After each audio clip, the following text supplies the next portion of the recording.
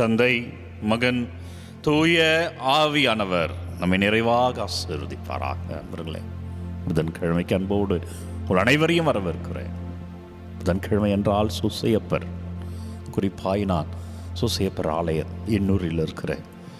வல்லமையானது எண்ணூர் அப்பா சூசையப்பர் ஆண்டவருடைய கிருபையை அவர் ஜெபத்திலே உங்கள் குடும்பத்தின் மீது பொழிந்தருள்வாராக. ஆண்டவருடைய இரக்கத்தை அவர் ஜெபத்திலே தாங்கி பெற்று தருவாராக. நம் குடும்பங்களுக்காக குடும்பத்துடைய பாதுகாவலராக இருக்கிற சூசையப்பர் பரிந்து பேசுவாராக. ஆராதனையில் ஒப்பு கொடுங்க. உங்கள் வீட்டை அர்ப்பணியுங்கள் அன்பர்களே. உங்கள் வீட்டில் உள்ள பிரச்சனைகள், மனதில் உள்ள காயங்கள், கஷ்டங்கள், ரணங்களை எல்லாம் அர்ப்பணித்து ஜெபியுங்கள் அன்பர்கள். இது வல்லமையான ஆராதனை. எதிர்நோக்கு என்பதை தியானித்துக் கொண்டிருக்கிற வேளையில ஆண்டவருடைய திருவருகை காலத்தினுடைய முதல் வாரத்தில் நான் நம்பிக்கையோடு இருக்கிறேன். எப்படியே பழைய ஏற்பாட்டிலே மக்கள் நம்பிக்கையோடு காத்திருந்தார்களோ அதே நம்பிக்கையில நான் காத்திருக்கிறேன். என்ன தொடுங்கப்பான்னு கேளுங்க. ஆண்டவர் உங்கள் வருகைக்காய் காத்திருக்கிறேன். இந்த கிறிஸ்துமஸ் என்னுடைய கிறிஸ்துமஸ், இந்த கிறிஸ்து பிறப்பு விழாவிலே நான் வாழ்வேன் என்ற செய்தி இன்றைக்கு நற்செய்தியில அன்பர்களே, நாம் நம்மிடம் இருப்பதையெல்லாம் கொண்டு வந்து அவரிடம் அர்ப்பணிக்கிற பொழுது அவர் அதை ஏற்றுக்கொண்டு அதில் உள்ள குறைகளை எல்லாம் மாற்றி நிறைவாய் நம்மை தொடுவார்.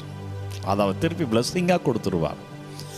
அப்படி கொடுக்கிற பொழுது என்ன இருக்கும் என்றால், நான் எதையெல்லாம் குறைகளோடு கொடுத்தேனோ அதை நான் நிறையாக பெற்றுக்கொள்வேன். என் வாழ்க்கையில் எதுவெல்லாம் சரியா இல்லாமல் இருந்ததோ அவை எல்லாத்தையும் கொடுக்கிற பொழுது அவர் அதை சரி செய்து தருவார். அதனால தான் சொல்லுகிறோம், ஜபிக்கிற பொழுது உங்க குடும்பத்தை அர்ப்பணித்து ஜபிங்க, உங்களை ஒப்பு கொடுங்க, உங்க பிள்ளைகளை ஒப்பு கொடுங்க.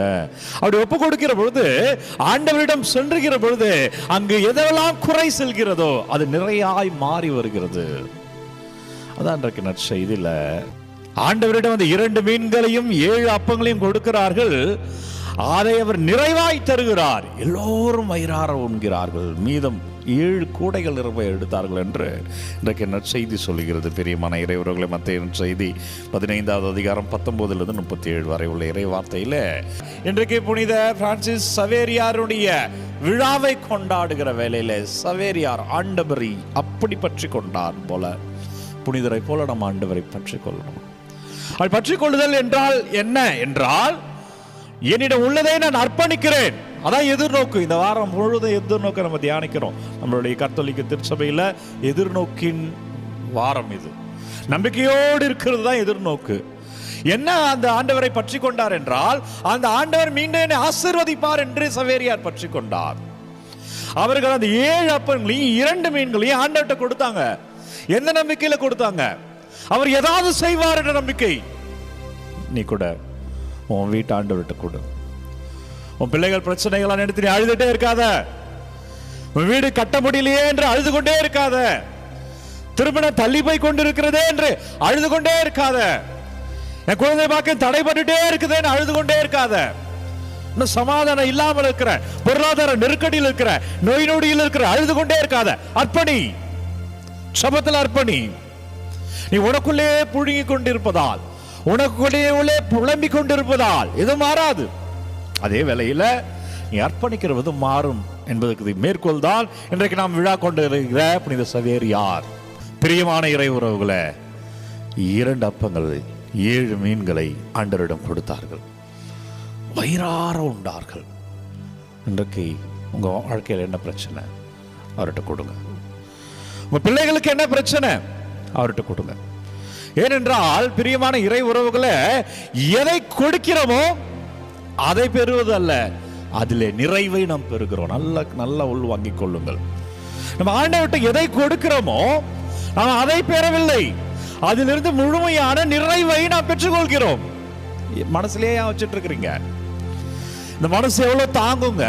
அதனால்தான் தலைவலி, அதனால வயிறு வலி, நெஞ்சு வலி, உடலிலே பல்வேறு பாகங்கள் பலவீனமாய் போய் கொண்டிருக்கின்றன. என்னன்னா, எல்லாத்தையும் நீ உனக்குள்ளே வச்சுட்டு இருக்க. எவ்வளவு கோபங்கள், எவ்வளவு கஷ்டங்கள், எவ்வளவு ரணங்களை நீ தாங்கிட்டு இருப்ப. அந்த உடம்பு எவ்வளவு தாங்கும்? எனவே அவர் இருக்கிறாருல்ல, அதான் இந்த கிறிஸ்துமஸ், அதான் நம்பிக்கை. நான் பார்த்துக்கிறேன், நீ என்கிட்ட ஒப்புக்கொடுன்னு சொல்றார் ஆண்டவர். என் மகளே, என் மகனே, நான் பார்த்துக்கிறேன், நீ என்கிட்ட அர்ப்பணி, நான் அதை நிறைவாய் உனக்கு தருகிறேன். அதான் எதிர்நோக்கு, அதான் நம்பிக்கை, அதான் ஹோப். அவர் தருவார் என்ற நம்பிக்கை. அர்ப்பணிங்கள் நண்பர்கள். உங்கள் வேதனைகள், பாரங்கள், கஷ்டங்கள், கவலைகள், குறிப்பாக உங்கள் வீடை ஒப்பு கொடுங்க, உங்கள் பிள்ளைகளை ஒப்பு கொடுங்க, உங்கள் எதிர்கால கனவுகளை ஒப்பு கொடுங்க. இந்த கிறிஸ்துமஸ்ல என் வீடு ஆசீர்வாதமா மாறும் நம்பிக்கையோடு ஒப்பு கொடுங்க. அவர் மாற்றுகிறார், அவர் ஆசீர்வதிக்கிறார். அதான் நம்பிக்கை என்ற திரி. உங்கள் வீட்டில் கூட எப்படி கோயிலில் ஏற்றி வைத்தார்களோ, உங்கள் வீட்டில் கூட நீங்கள் அந்த திரியை ஏற்றி வச்சு ஜெபிங்க. அப்பா இந்த திரிய ஃபாதர் சர்ச்சில் நம்பிக்கை என்ற ஒளி ஏற்றினாரோ அதே போல நானும் ஏற்றுகிறேன் அப்பா, என் ஆசீர்வதியும் கேளுங்க. ஜெபிக்கலாமா? உங்கள் தேவைகள் எல்லாம் ஒப்பு கொடுங்க. ஜெபிக்கிறேன். நன்றி அப்பா. வல்லவரே, நல்லவரே, ஆவியானவரே நன்றி. இந்த வேளையிலே ஜெபிக்கிற பிள்ளைகள் தொடப்படுவார்களாக. ஆண்டவரே, பிள்ளைகள் வல்லமையிலே வாழ்வார்களாக.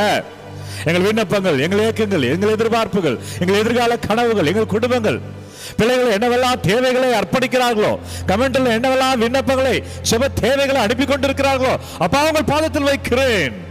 ஆண்டவரே, நீங்க ஆசீர்வதிங்க ராஜா. நீங்க வல்லமையிலே தொடுங்க ஆண்டவரே. நீங்க அபிஷேகமா மாத்துங்க ராஜா. ஆண்டவரே, கிருபையால் நாங்கள் வாழ, வல்லமையால் வாழ, உங்களுக்கு சாட்சியமா இருக்க வல்லமையான இறைவன் இருக்கிறார் அன்பர்களே. அவர் உங்களை ஆசீர்வதிக்கிறார். எப்படி அந்த 7 அப்பங்களை 2 மீன்களை கொடுத்தார்கள், அவர்கள் வயிறார உண்டது போல நீ கொடுத்து கொண்டிருக்கிற, நீ வாழ்வாய்.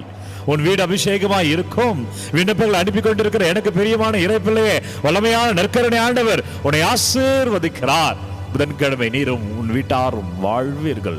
தலை வணங்கி இந்த ஆசீர்வாதத்தை பெற்றுக்கொள்வோம். எல்லாம் அல்ல இறைவன் நம்மை தந்தை, மகன், தூய ஆவியார் நம்மை நிறைவாக ஆசீர்வதிப்பாராக.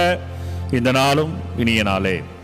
எதிர்நோக்கு என்ற வாரத்தில் இருக்கிற பொழுது உங்கள் வீடு மாறும் என்ற எதிர்நோக்கோடு அர்ப்பணித்து ஜெபித்துக் கொண்டே இருங்கள். நீங்கள் வாழ்வீர்கள். இந்த ஆராதனை எந்த வீட்டுக்கு தேவை, உங்கள் சொந்தக்காரங்களில் யாருக்கு இது தேவை நினைக்கிறீங்களோ அவர்களோடு இந்த ஆராதனையை பகிர்ந்து கொள்ளுங்கள். உங்களுக்காக நான் தொடர்ந்து ஜெபிக்கிற விண்ணப்பங்கள் கமெண்ட்டில் அனுப்புங்க. Take care. God plus.